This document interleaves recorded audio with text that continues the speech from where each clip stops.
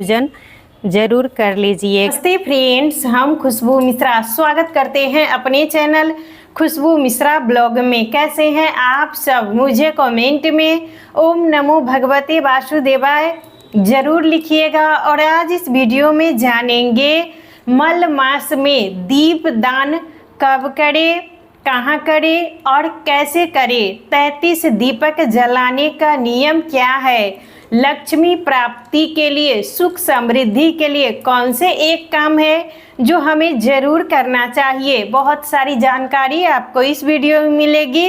इससे पहले अगर आपने मेरे इस चैनल को सब्सक्राइब नहीं किए हैं तो इसे सब्सक्राइब कर लीजिए, बेल आइकन को ज़रूर प्रेस कीजिए जिससे वीडियो की नोटिफिकेशन आप लोग के पास सबसे पहले पहुँचे। पुरुषोत्तम मास, अधिक मास, मल मास, इस महीने का विशेष ज़्यादा महत्व है और इस महीने को भगवान श्री कृष्ण का महीना माना जाता है।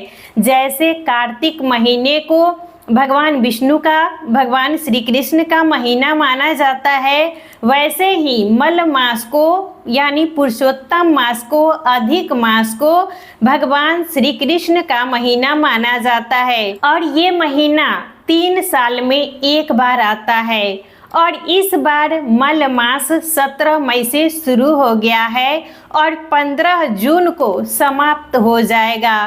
और मल मास में हमें पूजा पाठ, दान पुण्य जरूर करना चाहिए। इस महीने में जो भी हम दान पुण्य पूजा पाठ करते हैं उसका बहुत विशेष महत्व है।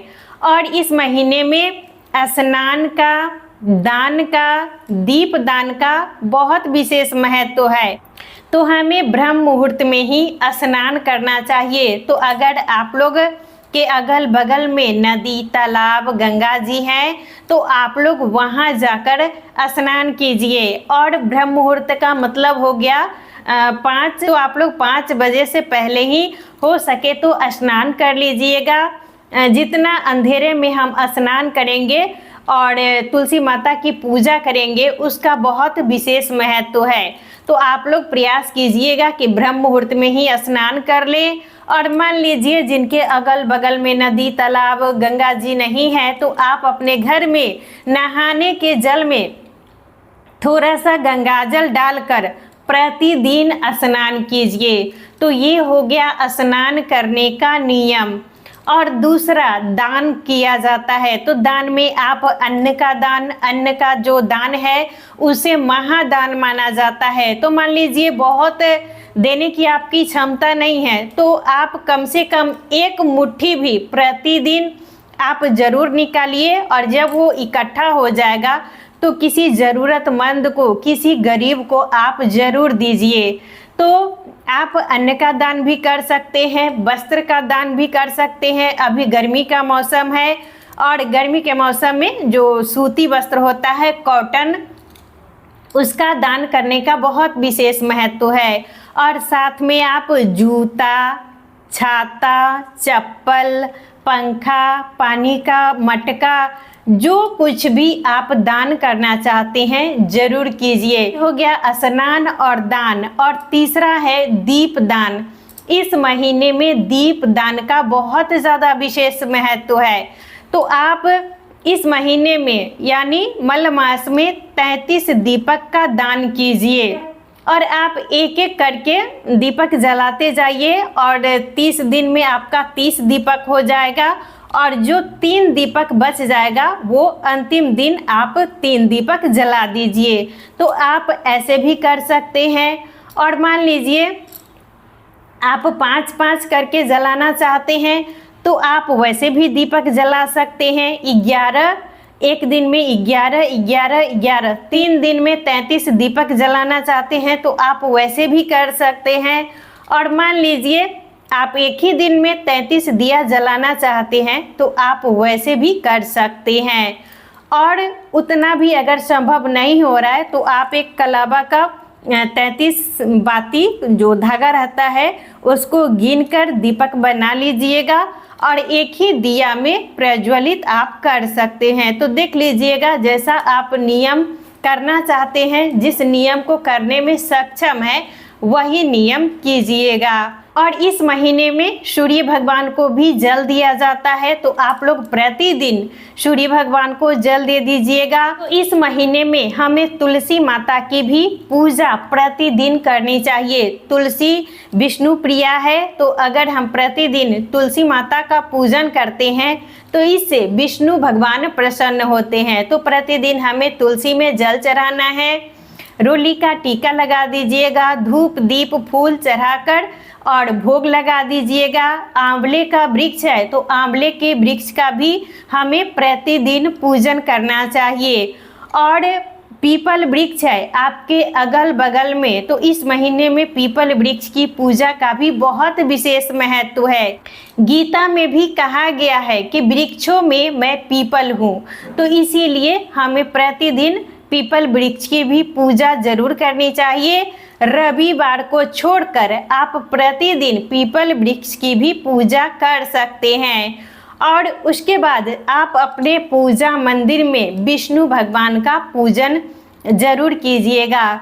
और साथ में हमें माता लक्ष्मी का भी पूजन करना है। और गीता का पाठ आप अभी तक नहीं किए हैं तो इस महीने में गीता का पाठ भी जरूर कीजिए। और दीपदान, मान लीजिए आप 17 मई से शुरू नहीं कर पाए हैं तो आप अभी से भी कर सकते हैं। और हमको भी वीडियो बनाने में थोड़ा सा लेट हो गया है क्योंकि घर में कुछ दिक्कत था, इसीलिए हम वीडियो नहीं बना पाए। तो अगर मान लीजिए अभी से भी आप दीप दान करना चाहते हैं तो अभी से भी, यानी 17 मई से जो लोग शुरू नहीं कर पाए हैं वो बाद में भी कर सकते हैं।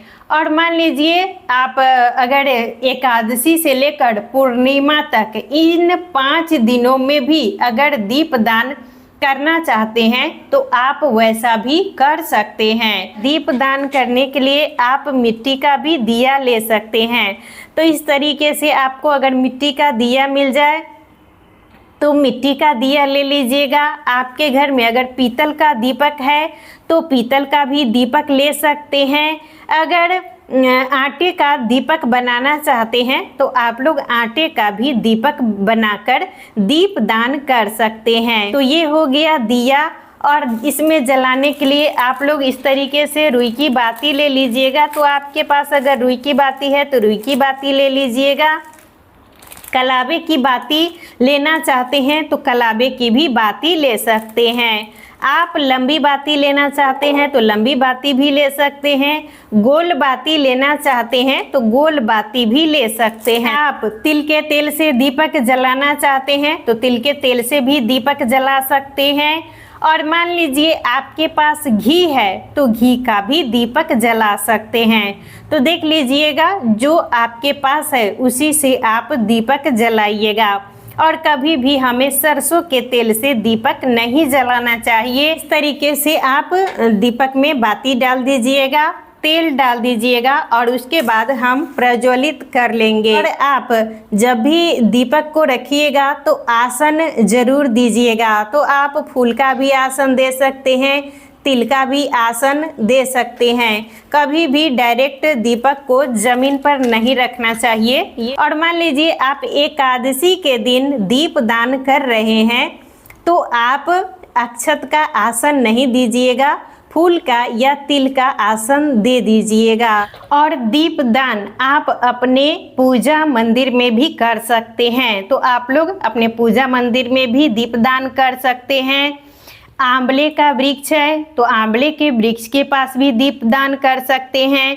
पीपल का वृक्ष है तो पीपल के वृक्ष के भी पास दीप दान कर सकते हैं। तुलसी का पौधा जहाँ लगाए हैं वहाँ पर भी दीप दान कर सकते हैं। शमी के वृक्ष के पास, बट वृक्ष के पास, तो जितने भी देव वृक्ष है तो आप वहाँ पर दीप दान कर सकते हैं। और मान लीजिए आप लोग अगर कहीं नहीं जा पा रहे हैं, आपके घर से अगर मंदिर दूर है, बट वृक्ष, पीपल का वृक्ष ये सब दूर है, तो आप तुलसी माता के पास ही दीप दान कीजिएगा। दीपक ये ना कि हम जो प्रतिदिन पूजा करते समय जला रहे हैं तो उसका नहीं, इससे जो अलग हम दीपक जलाएंगे उसी का नियम माना जाएगा। तो आप लोग जो सुबह शाम दीपक जलाते हैं पूजा मंदिर में मुख्य दरवाजा पर तुलसी माता के पास, उसको गिनती नहीं करना है। जो हम अलग दीपक ये जलाए हैं उसी का दान माना जाता है। और जब भी दीपदान कीजिएगा तो सुबह में सूर्योदय होने से पहले कीजिएगा। और मान लीजिए शाम के समय में ये दीप दान कर रहे हैं तो सूर्यास्त होने के बाद दीप दान कीजिएगा। और जब भी दीपक जलाइएगा भगवान के पास रखिए या कहीं देव वृक्ष के पास रखिए तो दिशा का ध्यान जरूर रखिएगा। दीपक का जो मुख है वो पूर्व दिशा की ओर होना चाहिए या उत्तर दिशा की तरफ होना चाहिए। दो ही दिशा में हमें दीपक जलाना है। और जब भी दीपक जलाइएगा तो आसन जरूर दीजिएगा। तो आप फूल का भी आसन दे सकते हैं, अक्षत का भी आसन दे सकते हैं, तिल का भी आसन दे सकते हैं। सिर्फ आप लोग ध्यान रखिएगा कि एकादशी के दिन चावल का प्रयोग नहीं किया जाता है, तो आप लोग उस दिन चावल का आसन नहीं दीजिएगा। इस तरीके से हमें तुलसी माता के पास दीपक जलाना है और मंत्र का उच्चारण जरूर कीजिएगा। ओम नमो भगवते वासुदेवाय, ओम नमो भगवते वासुदेवाय। तो जितनी बार आप दीपक रखें तो मंत्र का जाप जरूर करें। हरे रामा राम राम हरे हरे, हरे कृष्ण कृष्ण कृष्ण हरे हरे। तो देख लीजिएगा जो भी मंत्र आप उच्चारण करना चाहते हैं तो आप इस तरीके से कर सकते हैं। जितना भी दीपक है सबका रोली और इस तरीके से अक्षत से आप पूजन जरूर कर लीजिएगा। तो ये काम हमें ज़रूर करना चाहिए। मल मास में दीप दान करने का बहुत विशेष महत्व है। तो आप लोग ये दीप दान अवश्य करें। तो थोड़ा सा हमें अक्षत से रोली से जितना भी दीपक है उनका पूजन कर लेना है। उसके बाद आप लोग प्रणाम कर लीजिएगा। आपके दरवाजे पर अगर ये आंवला का वृक्ष है तो आंवले के वृक्ष के पास भी दीपदान कर सकते हैं। बट वृक्ष है तो बट वृक्ष के पास भी आप दीपदान कर सकते हैं। और ये समी का वृक्ष है तो जो भी देव वृक्ष के पास आप दीपदान करना चाहते हैं तो आप लोग ज़रूर कीजिए। आपके दरवाजे पर अगर केले का वृक्ष है, अगल बगल में पीपल का वृक्ष है तो आप जितना भी देव वृक्ष है वहाँ पर भी 33 दीपक दान कर सकते हैं। और मान लीजिए उतना जगह आपको अगर जाना संभव नहीं हो रहा है, मंदिर अगर अगल बगल में नहीं है तो आप तुलसी माता के पास भी 33 दीपदान कर सकते हैं। तुलसी माता के पास दीपक जलाने से माता लक्ष्मी प्रसन्न होती हैं। तो अगर आप अपने घर में सुख समृद्धि चाहते हैं, माता लक्ष्मी का चाहते हैं कि आगमन हो, तो हमें तुलसी माता के पास दीपदान जरूर करना चाहिए। तो अधिक मास में, मल मास में, पुरुषोत्तम मास में दीपदान करते समय हमें इन्हीं सब नियमों का पालन जरूर करना चाहिए। तो आज का वीडियो यहीं तक था। फिर मिलूंगी एक नए वीडियो में। वीडियो अच्छा लगे तो आप लोग इसे लाइक ज़रूर कीजिएगा, मेरे इस चैनल को सब्सक्राइब कीजिएगा। फिर मिलूंगी एक नए वीडियो में। तब तक के लिए नमस्कार। ओम नमो भगवते वासुदेवाय।